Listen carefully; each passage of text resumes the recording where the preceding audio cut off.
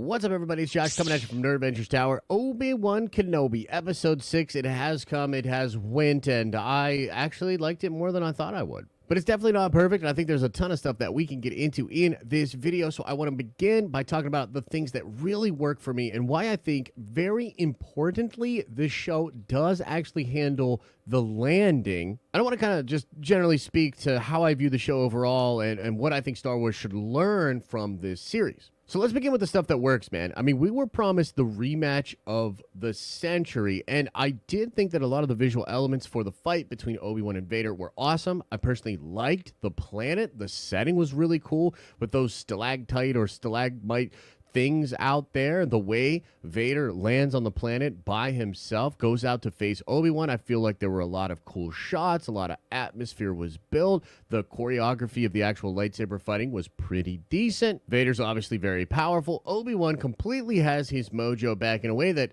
almost doesn't make sense, but I'll allow it because it's freaking awesome. At one point, Kenobi goes like Super Saiyan and is throwing all these rocks at Vader, which was really visually cool and interesting, and it doesn't even do enough to damage Vader as he eventually goes through all of that and continues to fight him, so I felt like that was really cool.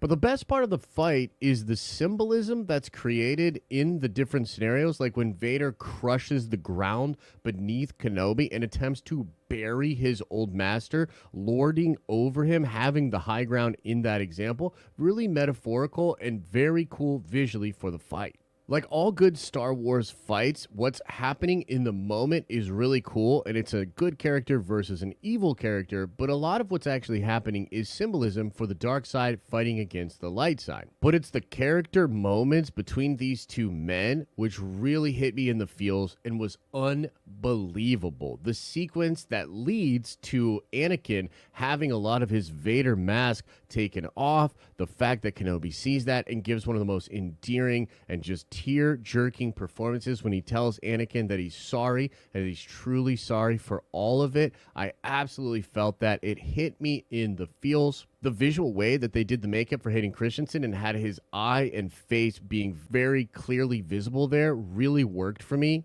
And the line that was absolutely bone-chilling was when he said, "You didn't kill Anakin Skywalker. I did." And the way that line was delivered was incredible and makes me want so much more from Hayden Christensen as Vader. That was disturbing. It was very creepy. And it also just hits you in the feels and shows you that, yeah, Anakin in that moment is totally and completely gone. So while the fight is not to the level of what we see in Revenge of the Sith or what we see in a lot of different Star Wars movies, it thematically works for me. I think the symbolism is on point. The setting is really cool. And then the character moments between these two men, top-notch, chef's kiss. This is what we were here for. Now, the other stuff that really works for me is the end of this episode. Once you get past the sequences with Reva and with Luke Skywalker and you begin to sort of close up all these different storylines, it actually really feels like Star Wars. It has this sort of epilogue feel. They're using the OT music, Leia's theme, when Obi-Wan is explaining bits of her mother and father to her. I mean, man, that really, really hit. Like, that was an emotional scene that just nails the vibes of that family element of Star Wars, all these different characters that we really, really care about. And so there were moments like that, or back when Kenobi is on Tatooine meeting Luke, just absolutely hits you in the feels. He gives us a hello there. We all cheered for that. That's incredible. And then him meeting Master Qui-Gon at the end of the show, even though that does break canon to me and he should not appear as a Force Ghost to Obi-Wan, it didn't matter because the themes and the feels and the emotion and the way those two characters have interacted before, it absolutely works, and it was really strong. So it's like this episode, for a lot of the things that don't work for me, it does the most important things very well. The character moments between Vader and Kenobi, the ending sequences feeling very Star Wars, having the perfect music behind them and touching on the feels, playing to our heartstrings and sort of establishing the continued things that I think Star Wars is really about. Absolutely incredible. I also want to say that the moment with Emperor Palpatine, it's just a little short moment where Palpatine is discussing what's going on with Vader, but it was on point. This is a perfect characterization of Palpatine. E. McDermott nails it yet again. The way he's toying with Vader in that scene was perfect. It really sets up the relationship between those two characters moving towards the actual original trilogy. And if you're going to put Palpatine into your property like this, do it this exact way. They nailed it with Palpatine in that scene. Again, it's not a big scene, but it's just another little added bonus at the end of the episode. It was like, damn, dude, they're hitting all the marks at the end of this episode, and it legitimately worked for me. Now, let's talk about the ending with Reva specifically. And by the way, I'm going to do a whole video on the Reva character because I know this is a hot point of contention out there. There are some folks really dislike this character. Some folks really like the character and want to defend the character. And for my part, I want to break down why I think the plot of this character is actually interesting, but the way it was executed in the narrative misses, like almost constantly. But to be fair, I was dreading this ending with Reva and Luke Skywalker on Tatooine ever since I read the leaks, probably a couple of months ago at this point. And I was sitting there, really trepidatious about how that would go down. And I just got to tell you, it doesn't quite work for me, but it didn't take me completely out of it. And I didn't hate it so much that I discounted all the other good things that came with this episode. I think this is some of the best Reva stuff in the entire show. Her in the cloak is awesome. Her coming a little undone with her hair not being perfectly braided was good. She looked disheveled. I could actually physically see the characteristics and things and struggle that was going on with Reva, which really you don't get much in the show otherwise. And then it culminates in a really, really emotional sequence where she brings Luke Skywalker back to Owen and to Kenobi and has that scene where she breaks down with Kenobi. And frankly, I didn't know, after reading the leaks, how this could work in a way where Reva's going to do this, have these experiences, and then the people that are watching over Luke, including Kenobi, would A, just let her go, and B, not move around. It's wild to me that Reva would come and understand about Luke, want to kill him because he's Anakin's son, and then not do it, and Kenobi's just Gucci to let her go,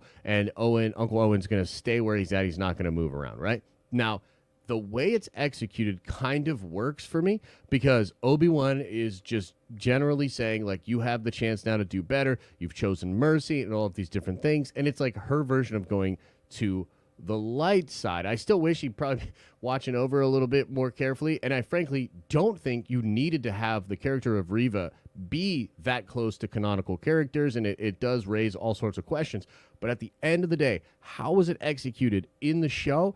Way better than I imagined it would have been, and it didn't bother me as much as I thought it would. But now getting into some of the stuff that did bother me, man, this show's writing continues to be so weird and so bad.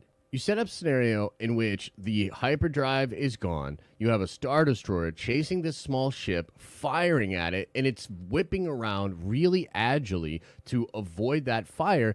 And there's a sense of urgency established with those shots. But then when you go into the actual ship, there's so many stupid, slow moments of contemplation, arguments, dialogue for the characters that seems to just be what's a cool thing that this character could say? There's no sense of urgency. There's no them whipping around because they're literally avoiding all of the fire for a Star Destroyer. It's really, really bad writing. And there's so many stupid cringe moments where Kenobi says to Roken, "You're a leader, keep going." It's dude, how is that line earned at all? It doesn't feel earned at all. It doesn't feel organic. It just literally feels like paint by numbers. What should a good mentor-like character say to a character like Roken?